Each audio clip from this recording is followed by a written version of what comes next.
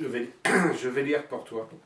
Livre de la Genèse, chapitre 1, création du ciel et de la terre. Au commencement, Dieu créa le ciel et la terre. La terre n'était que chaos et vide. Il y avait des ténèbres à la surface de l'abîme, et l'Esprit de Dieu planait au-dessus de l'eau. Dieu dit qu'il y ait de la lumière, et il y eut de la lumière. Dieu vit que la lumière était bonne, et il sépara la lumière des ténèbres. Dieu appela la lumière jour, et les ténèbres nuit. Il y eut un soir, il y eut un matin. Ce fut le premier jour.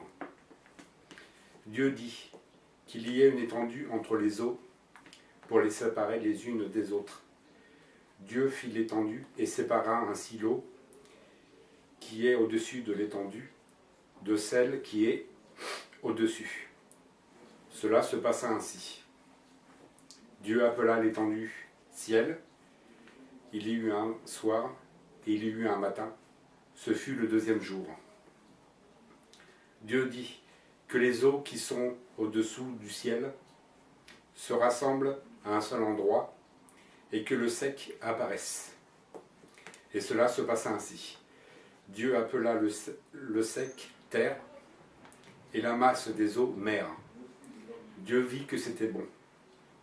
Puis Dieu dit que la terre produise de la verdure, de l'herbe à graines, des arbres fruitiers qui donnent du fruit selon leur espèce et qui contiennent leurs semences sur la terre. Et cela se passa ainsi. La terre produisit de la verdure, de l'herbe à graines selon son espèce, et des arbres qui donnent du fruit et contiennent leurs semences selon leur espèce. Dieu vit que c'était bon. Il y eut un soir, il y eut un matin, ce fut le troisième jour. Dieu dit qu'il y ait des luminaires dans l'étendue du ciel pour séparer le jour de la nuit. Ils serviront de signes pour marquer les époques, les jours et les années, ainsi que des luminaires dans l'étendue du ciel pour éclairer la terre. Et cela se passa ainsi. Dieu fit les deux grands luminaires, le plus grand pour présider au jour et le plus petit pour présider à la nuit. Il fit aussi des étoiles. Dieu les passa dans l'étendue du ciel pour éclairer la terre, pour dominer sur le jour et la nuit, et pour séparer la lumière des ténèbres. Dieu vit que c'était bon. Il y eut un soir, il y eut un matin. Ce fut le quatrième jour. Dieu dit que l'eau pullule d'animaux vivants et que des oiseaux volent dans le ciel au-dessus de la terre. Dieu créa les grands poissons et tous les animaux vivants capables de se déplacer. L'eau en pullula selon leur espèce. Il créa aussi tous les oiseaux selon leur espèce. Dieu vit que c'était bon, et il les bénit en disant : reproduisez-vous, devenez nombreux, et remplissez les mers, et que les oiseaux se multiplient sur la terre. Il y eut un soir, et il y eut un matin. Ce fut le cinquième jour.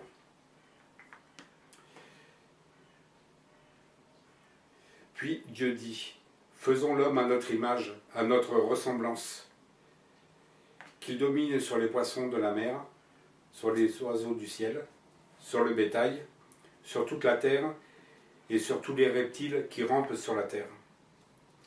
Dieu créa l'homme à son image, il le créa à l'image de Dieu.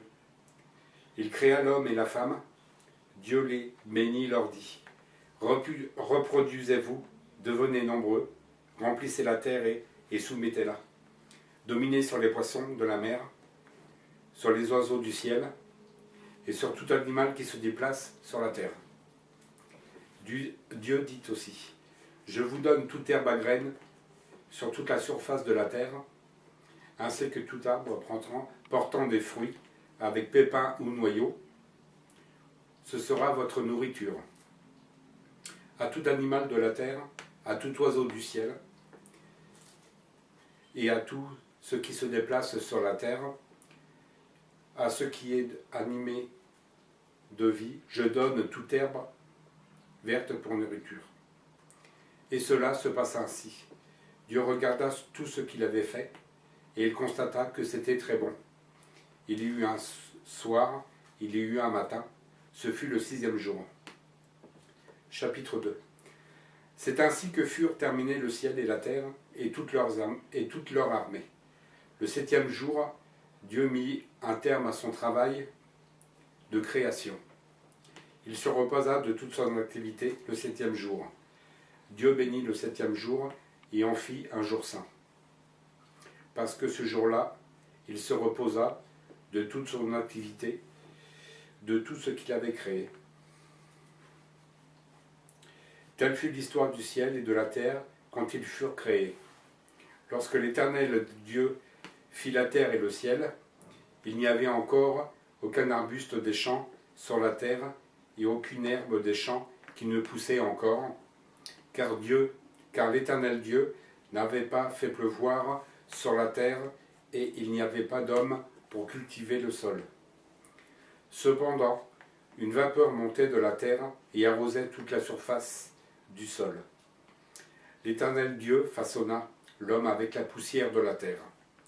Il insuffla un souffle de vie dans ses narines et l'homme devint un être vivant. L'Éternel Dieu planta un jardin en Éden du côté de l'est et il y mit l'homme qu'il avait façonné. L'Éternel Dieu fit pousser du sol des arbres de toutes sortes, agréables à voir et porteurs de fruits bons à manger. Il fit pousser l'arbre de la vie, au milieu du jardin, ainsi que l'arbre de la connaissance du bien et du mal. Un fleuve sortait d'Éden pour arroser le jardin, et de là il se divisait en 4 bras. Le nom du premier est Pichon. Il entoure tout le pays de Havila, où se trouve l'or. L'or de ce pays est pur. On y trouve aussi le bdellium et la pierre d'onyx. Le nom du 2e fleuve est Gihon. Il entoure tout le pays de Cush. Le nom du 3e est le Tibre. Il coule à l'est de la Syrie. Le 4e fleuve, c'est l'Euphrate. L'Éternel Dieu prit l'homme et le plaça dans le jardin d'Éden pour qu'il le cultive et le garde. L'Éternel Dieu donna cet ordre à l'homme.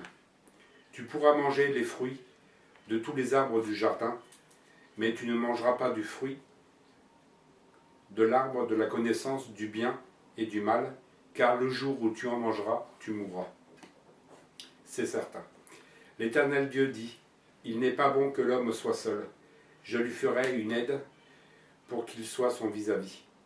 L'Éternel Dieu façonna à partir de la terre tous les animaux sauvages et tous les oiseaux du ciel, puis il les fit venir vers l'homme pour voir comment il les appellerait. Il voulait que tout être vivant porte le nom que l'homme lui donnerait. L'homme donna des noms à tout le bétail, aux oiseaux du ciel et à tous les animaux sauvages, mais pour lui-même il ne trouva pas d'aide qui soit son vis-à-vis. Alors l'Éternel Dieu fit tomber un profond sommeil sur l'homme, qui s'endormit. Il prit une de ses côtes et referma la chair à sa place. L'Éternel Dieu forma une femme à partir de la côte qu'il avait prise à l'homme et la mena vers l'homme. L'homme dit, voici cette fois celle qui est faite des mêmes os et de la même chair que moi. On l'appellera femme parce qu'elle était tirée de l'homme.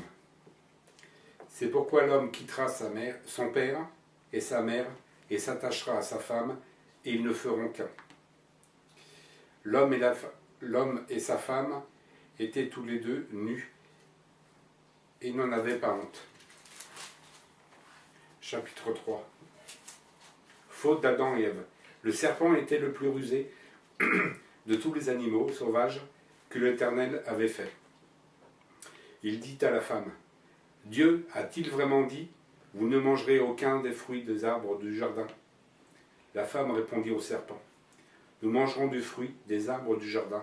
Cependant, en ce qui concerne le fruit de l'arbre qui est au milieu du jardin, Dieu a dit, vous n'en mangerez pas et vous n'y toucherez pas, sinon vous mourrez. Le serpent dit alors à la femme, vous ne mourrez absolument pas, mais Dieu sait que le jour où vous en mangerez, vos yeux s'ouvriront et vous serez comme Dieu. Vous connaîtrez le bien et le mal. La femme vit que l'arbre était porteur de fruits bons à manger, agréables à regarder et précieux pour ouvrir l'intelligence. Elle prit de son fruit et en mangea. Elle en donna aussi à son mari qui était avec elle, et il en mangea.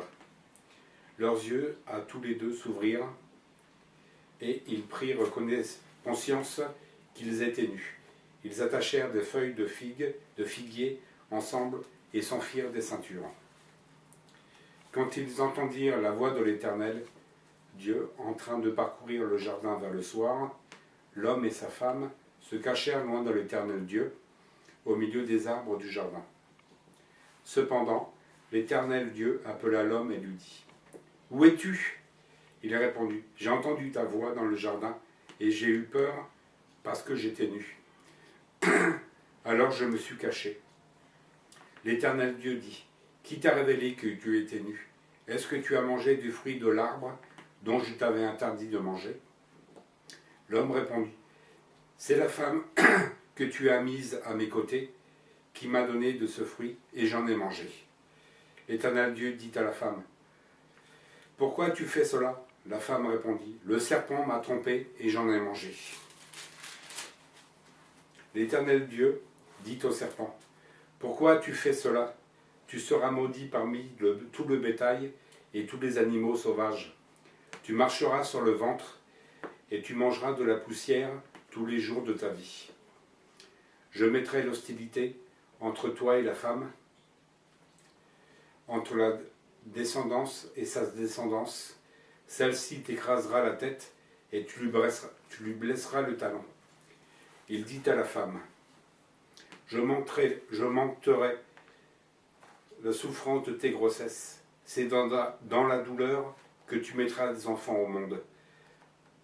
Tes désirs se porteront vers ton mari, mais lui, il dominera sur toi. » Il dit à l'homme, « Puisque tu as écouté ta femme et as mangé du fruit au sujet duquel je t'avais donné cet ordre, tu n'en mangeras pas, le sol est maudit à cause de toi.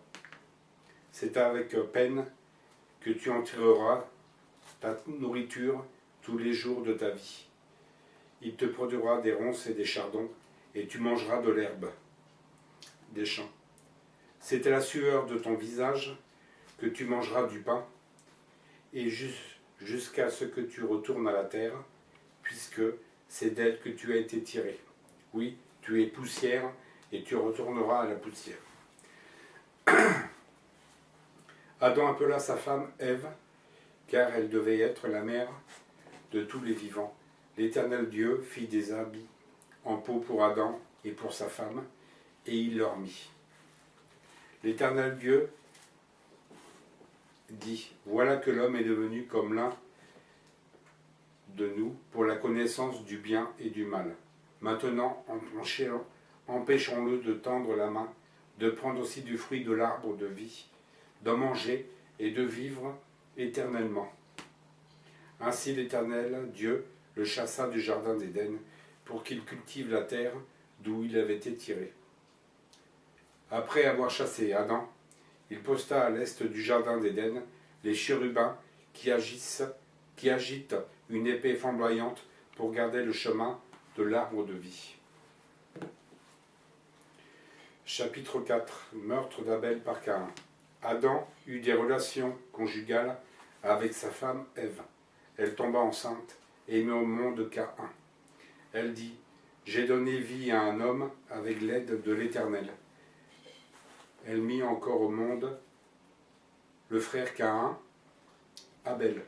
Abel fut berger et Caïn fut cultivateur. Au bout de quelque temps, Caïn fit une offrande de produits de la terre à l'Éternel. De son côté, Abel en fit une des premiers-nés de son troupeau et de leur graisse. L'Éternel porta un regard favorable sur Abel et sur son offrande, mais pas sur Caïn et sur son offrande. Caïn fut très irrité, il arbora un air sombre. L'Éternel dit à Caïn: Pourquoi es-tu irrité et pourquoi abores-tu un air sombre? Certainement, si tu agis bien, tu te relèveras. Si en revanche tu agis mal, le péché est couché à la porte, et ses désirs se portent vers toi, mais c'est à toi de dominer sur lui. Cependant, Caïn dit à son frère Abel: Allons dans les champs. Et alors qu'ils étaient dans les champs, il se jeta sur lui et le tua. L'Éternel dit à Caïn: Où est ton frère Abel? Il répondit: Je ne sais pas. Suis-je le gardien de mon frère? Dieu dit alors: Qu'as-tu fait? Le sang de ton frère crie de la terre jusqu'à moi. Désormais tu es maudit, chassé loin du sol qui s'est entrouvert pour boire le sang de ton frère versé par ta main. Quand tu cultiveras le sol, il te donnera plus de toutes ses ressources. Tu seras errant et vagabond sur la terre. Caïn dit à l'Éternel: Ma peine est trop grande pour être supportée. Voici que tu me chasses aujourd'hui de cette terre. Je suis caché loin de toi. Je serai errant et vagabond sur la terre, et toute personne qui me trouvera pourra me tuer. L'Éternel lui dit: Si quelqu'un tue Caïn, Caïn sera vengé 7 fois.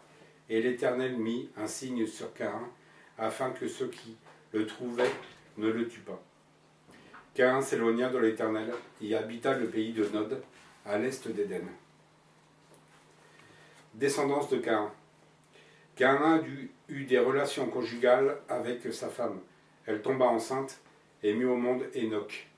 Il construisit ensuite une ville à laquelle il donna le nom de son fils Enoch. Enoch eut pour fils Irad. Irad eut Émujaël. Et Ujaël eut Méthuchaël. Et Méthuchaël eut Lémec. Lémec prit 2 femmes. L'une s'appela Ada, l'autre Tsila. Ada mit au monde Jabal. Il est l'ancêtre de ceux qui habitent sous des tentes et près des troupeaux. Le nom de son frère était Jubal. Il est l'ancêtre de tous ceux qui jouent de la harpe et du chalumeau. De son côté, Tsila mit au monde Tubal Caïn. Ils forgeaient tous les deux en bronze et en fer. La serpe de Tubal Caïn était Naama. Lémec dit à ses femmes, Ada et Tsila: Écoutez-moi, femmes de Lémec, prêtez attention à ce que je dis. C'est que j'ai tué un homme pour ma blessure et un enfant pour ma contusion. Si Caïn est vengé 7 fois, Lémec le sera 77 fois. Naissance de Seth. Adam eut encore des relations conjugales avec sa femme. Elle mit au monde un fils et l'appela Seth. Car, dit-elle, Dieu m'a donné un autre fils pour remplacer Abel que Caïn a tué.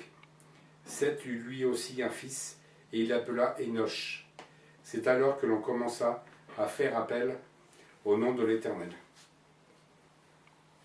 Chapitre 5. Voici le livre de l'histoire d'Adam. Lorsque Dieu créa l'homme, il le fit à la ressemblance de Dieu.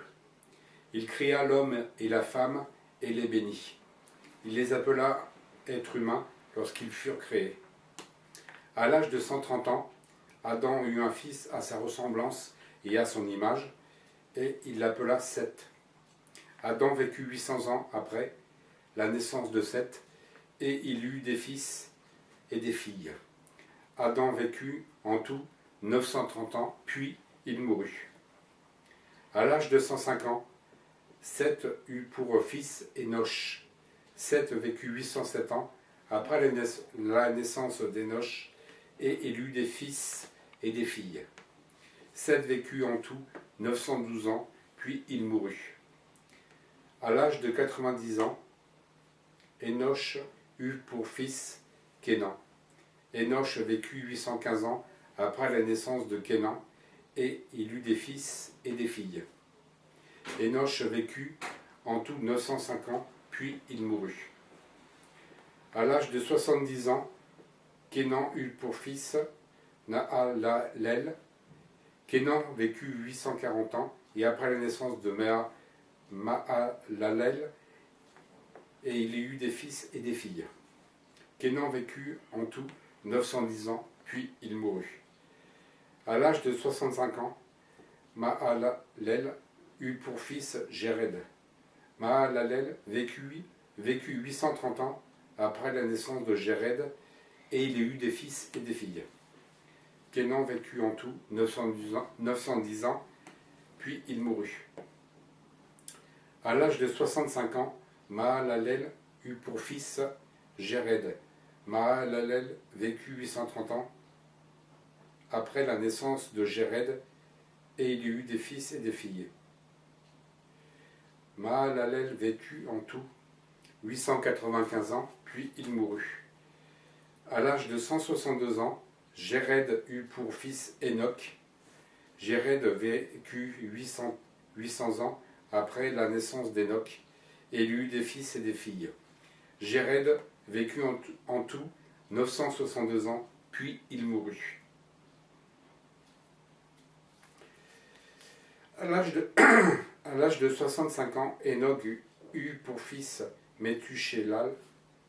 Enoch marcha avec Dieu 300 ans après la naissance de Méthusélah, et il eut des fils et des filles. Enoch vécut en tout 365 ans. Enoch marcha avec Dieu, et il ne fut plus là parce que Dieu l'avait pris.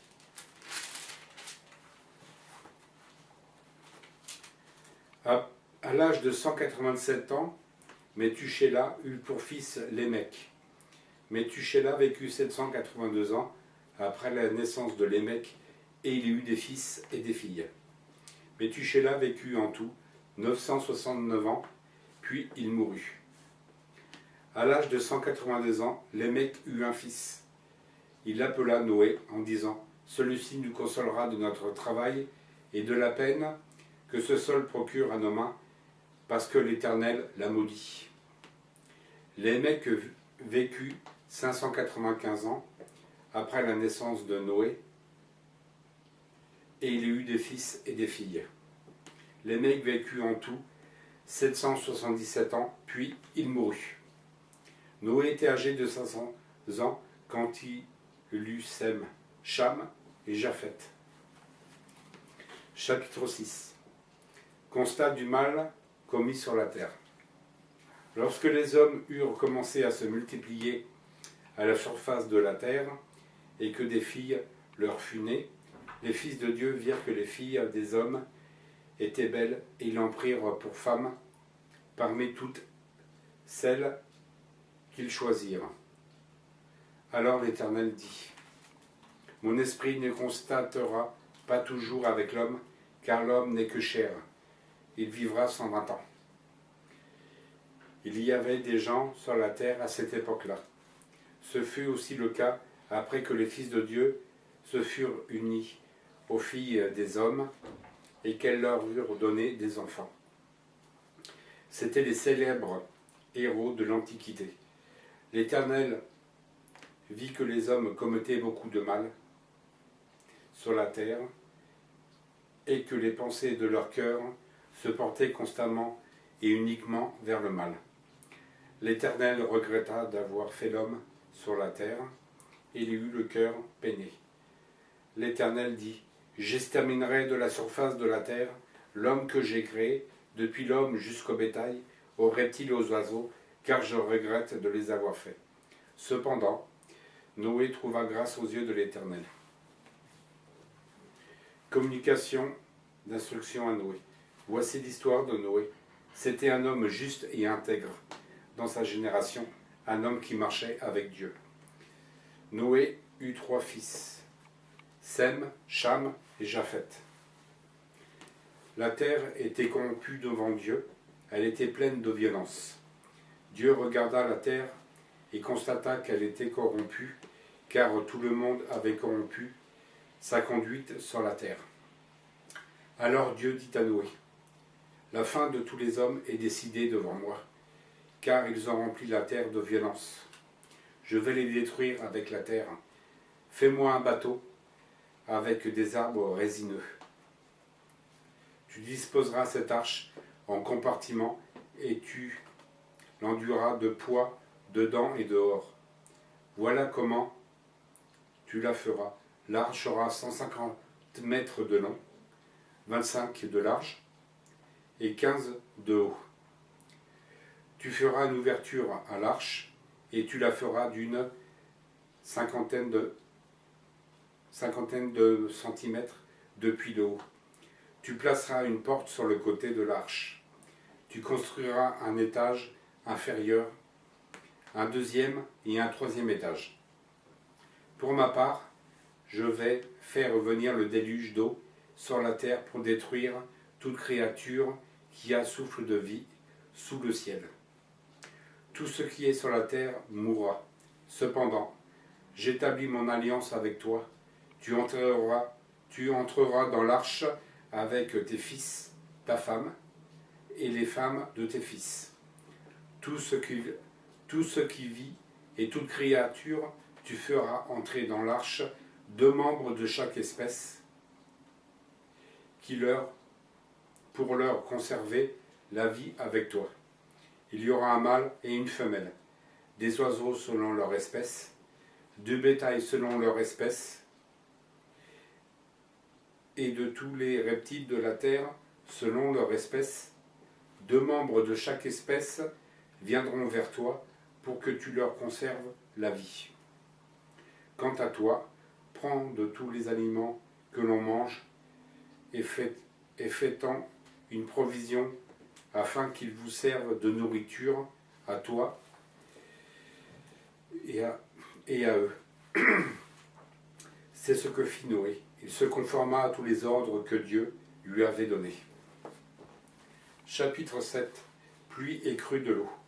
L'Éternel dit à Noé, entre dans l'arche avec toute ta famille, car j'ai vu comme juste devant moi dans cette génération. Tu prendras avec toi 7 couples de tous les animaux purs, le mâle et sa femelle, une paire des animaux impurs, le mâle et sa femelle, ainsi que 7 couples des oiseaux, mâles et femelles, afin de conserver leur espèce en vie sur toute la surface de la terre. En effet, encore 7 jours, et je ferai tomber la pluie sur la terre pendant 40 jours et 40 nuits. J'exterminerai ainsi de la surface du sol tous les êtres que j'ai créés. Noé se conforma à tous les ordres que Dieu lui avait donnés. Noé avait 600 ans lorsque le déluge frappa la terre. Noé entra dans l'arche avec ses fils, sa femme et les femmes de ses fils pour échapper à l'eau du déluge. Parmi les animaux purs et les animaux impurs, les oiseaux et tous ceux qui se déplacent sur le sol, un mâle et une femelle entrèrent dans l'arche avec Noé, 2 par 2, comme Dieu l'avait ordonné à Noé. L'eau du déluge frappa la terre 7 jours après. L'an 600 de la vie de Noé, le 17e jour du 2e mois, toutes les sources du grand abîme jaillirent et les écluses du ciel s'ouvrirent. La pluie tomba sur la terre pendant 40 jours et 40 nuits.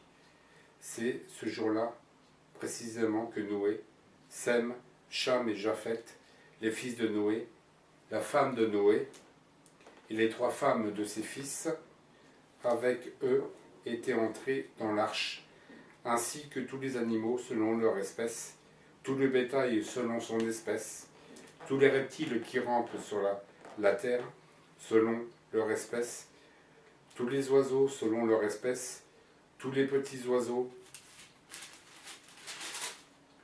tout ce qui a des ailes. Ils entrèrent dans l'arche avec Noé, 2 par 2, issus de toutes les créatures qui ont souffle de vie. Il en entra mâle et femelle, de toute espèce, comme Dieu l'avait ordonné à Noé. Puis l'Éternel ferma la porte sur lui. Le déluge frappa la terre pendant 40 jours. L'eau grossit et souleva l'arche, et celle-ci s'éleva au-dessus de la terre. L'eau monta et grossit beaucoup sur la terre, et l'arche flotta à la surface de l'eau. L'eau augmenta de plus en plus, et toutes les hautes montagnes qui sont sous le ciel, tout entier, furent recouvertes.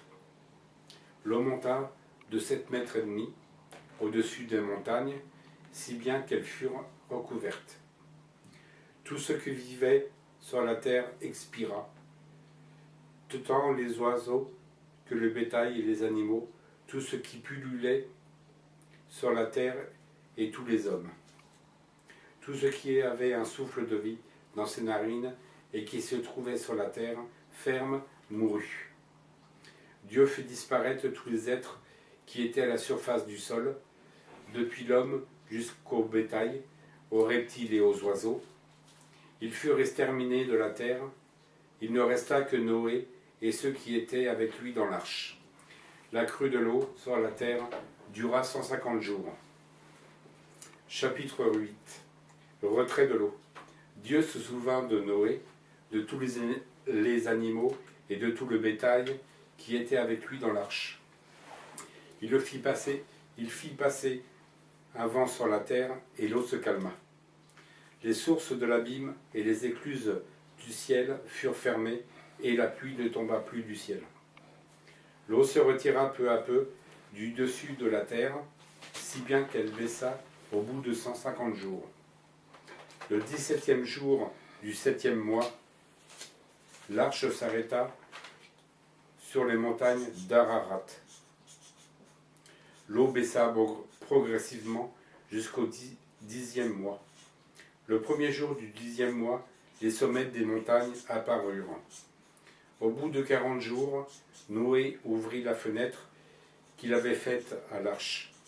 Il lâcha le corbeau et celui-ci sortit, faisant des allers et retours jusqu'à ce que l'eau ait séché sur la terre. Il lâcha aussi la colombe pour voir si l'eau avait baissé sur la terre, mais celle-ci ne trouva aucun endroit où se poser. Elle revint vers lui dans l'arche, car il y avait de l'eau sur toute la surface de la terre. Il avança la main, la prit et la fit entrer vers lui dans l'arche. Il attendit encore 7 autres jours, puis il lâcha de nouveau la colombe hors de l'arche. La colombe revint vers lui sur le soir, et voici qu'une feuille d'olivier arrachée était dans son bec. Noé sut ainsi que l'eau avait baissé sur la terre. Il attendit encore 7 autres jours, puis il lâcha la colombe, mais elle ne revint plus vers lui.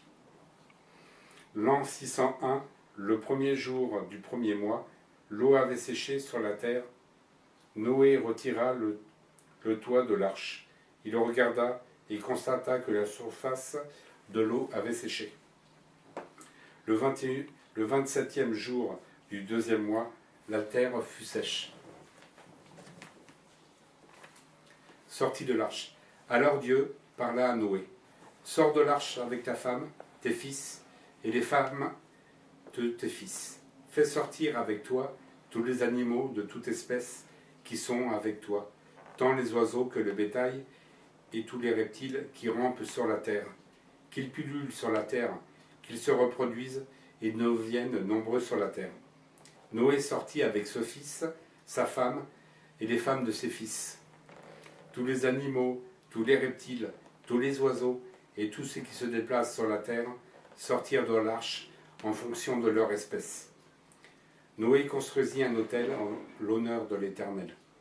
Il prit de toutes les bêtes pures et de tous les oiseaux purs et offrit des holocaustes sur l'autel. L'Éternel perçut une odeur agréable et se dit en lui-même : je ne maudirai plus la terre à cause de l'homme, car l'orientation du cœur de l'homme est mauvaise dès sa jeunesse, et je ne frapperai plus tous les êtres vivants comme je l'ai fait. Tant que la terre subsistera, les semailles et la moisson, le froid et la chaleur, l'été et l'hiver, le jour et la nuit ne cesseront pas.